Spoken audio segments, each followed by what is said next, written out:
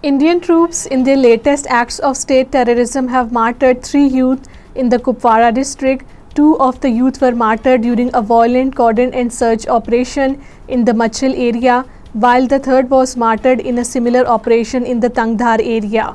All parties, Hurriyat Conference leaders and organizations have paid rich tributes to the top pro-freedom leader Sayyid Ali Gilani on the 3rd anniversary of his martyrdom. Sayyid Ali Gilani embraced martyrdom in the custody of the Indian police on September 1, 2021 at his residence in Srinagar occupied Kashmir, where he was kept under continued house arrest for over a decade. Indian troops have escalated their violent cordon and search operations in the Rajouri and Poonch districts.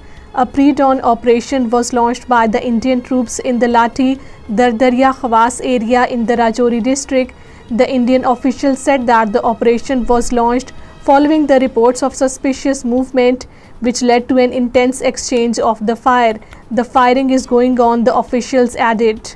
BJP-led Indian government is escalating its repressive measures in occupied Kashmir by deploying an additional 500 companies of the paramilitary forces under the guise of felicitating the elections. 500 more companies of the Central Armed Police Force have started arriving occupied Kashmir, with the full deployment to be complete within a week time, the Indian officials said.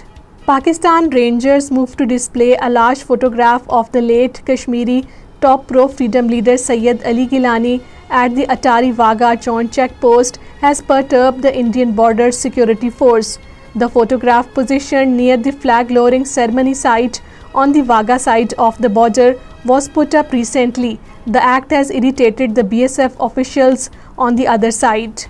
A member of the Indian armed-backed terrorist gang Village Defence Guard has committed suicide in the Reasi district. Ashok Kumar, a VDG member, took his own life by shooting himself with his service weapon at his residence and died on the spot.